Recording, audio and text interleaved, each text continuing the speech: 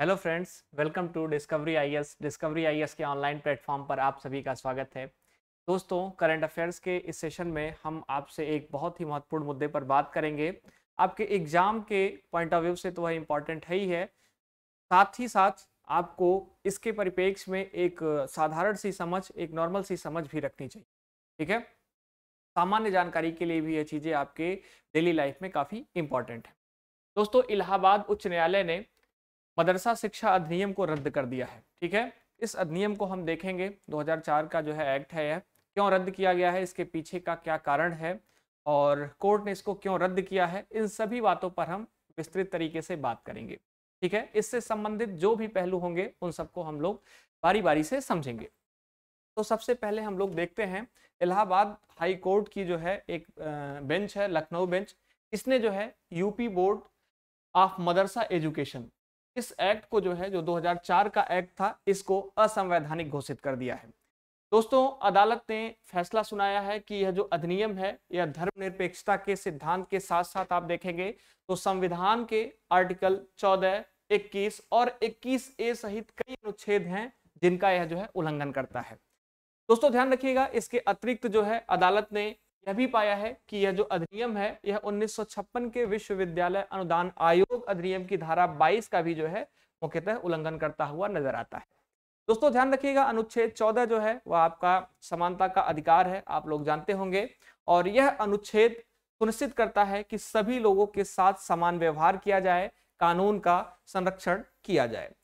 साथ ही साथ अनुच्छेद 21 की बात मैंने आपसे कही है, तो अनुच्छेद 21 के बारे में भी आप जानते होंगे कि यह जीवन और स्वतंत्रता का अधिकार है। अनुच्छेद 21 के तहत ही आप देखेंगे तो प्रारंभिक शिक्षा का जो अधिकार है, यह 86वें संविधान संशोधन 2002 द्वारा स्थापित किया गया था।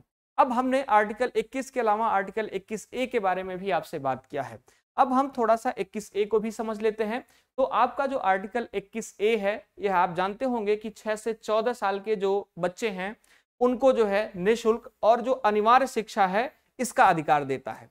दोस्तों, यह प्रावधान केवल आप देखेंगे तो प्रारंभिक शिक्षा को ही जो है मौलिक अधिकार बनाता है। तो आप आर्टिकल जो इसमें मेंशन है, आर्टिकल 14, आर्टिकल 21 और आर्टिकल 21A, ठीक है, इन सभी को आपने समझ लिया है और इन सभी का जो है, जो यह आर्टिकल है, इन सभी आर्टिकल का उल्लंघन करता हुआ नजर आ रहा था यह कोर्ट।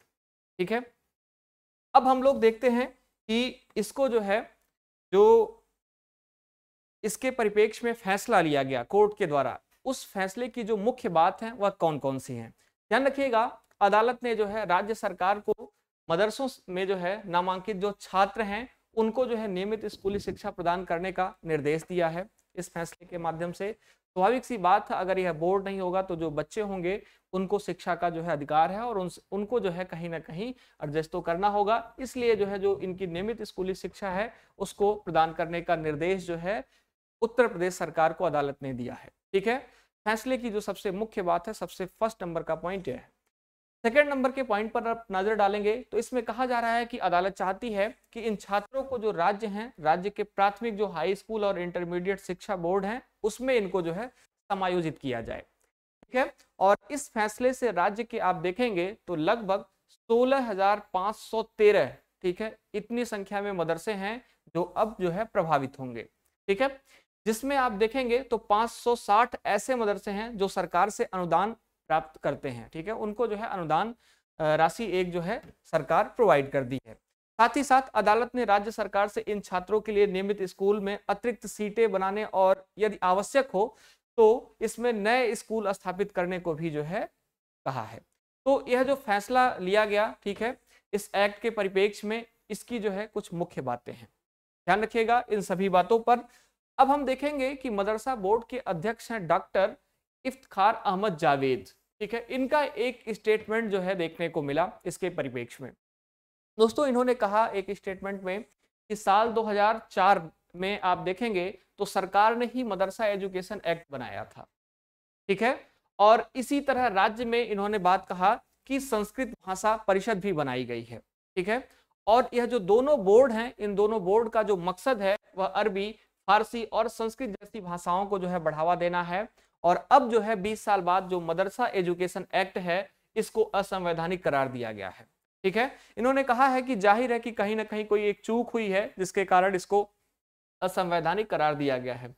दोस्तों इन्होंने सबसे इंपॉर्टेंट बात यहाँ पर एक मेंशन की, संस्कृत भाषा परिषद की।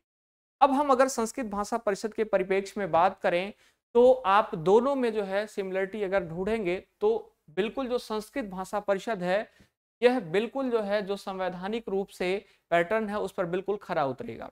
ठीक है। इसमें क्या है, जो संस्कृत भाषा जो है परिषद है इसमें बहुत अच्छे से सारी चीजों को ऑर्गेनाइज किया गया है। जो स्कूली बच्चे हैं उनका जो अधिकार है उन अधिकार को बहुत अच्छे से संयोजित किया गया है। ठीक है। लेकिन जो यह जो है आपका मदरसा एजुकेशन एक्ट था, मदरसा बोर्ड था, इसमें जो है आपको क्या खामियां देखने को मिल रही थी, तो इसमें आप दोस्तों ध्यान रखिएगा कि इसमें जो खामियां देखने को मिल रही थी इसमें पाया गया था कि जो मदरसा है इसमें जो कक्षा 10 और 12 का जो पाठ्यक्रम है, ठीक है, इसमें संविधान के शिक्षा के अधिकार के अनुरूप जो है यह नहीं डिजाइन किया गया है। ठीक है। ऐसा इसलिए क्योंकि छात्रों के पास जो है आप देखेंगे तो गणित और विज्ञान जैसे जो आधुनिक विषय हैं उनका जो है अध्ययन करने के इसमें सीमित विकल्प थे। ठीक है। दूसरे नंबर के पॉइंट पर आप ध्यान देंगे तो इसमें तर्क यह दिया गया है कि उन्हें धर्मशास्त्र, उर्दू, अंग्रेजी और हिंदी जैसे अनिवार्य विषयों का अध्ययन करना आवश्यक है। और कोर्ट ने यह भी कहा है कि 10वीं कक्षा तक के जो छात्र हैं उनको विज्ञान, गणित और सामाजिक विज्ञान एक साथ पढ़ने का विकल्प नहीं चुन सकते थे। ठीक है।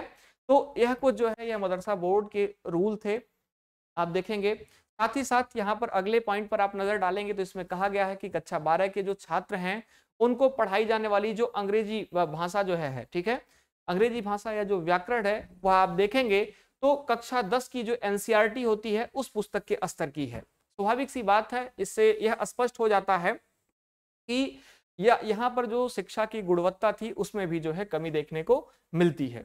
आप देखेंगे तो अदालत ने यह निष्कर्ष निकाला है कि मदरसा जो है अधिनियम के तहत जो शिक्षा राज्य प्राथमिक और हाई स्कूल और इंटरमीडिएट बोर्ड द्वारा मान्यता प्राप्त जो है अन्य नियमित शैक्षणिक संस्थान के छात्रों को प्रदान की जाने वाली शिक्षा है उसके बराबर जो है यह नहीं देखने को मिल रही है।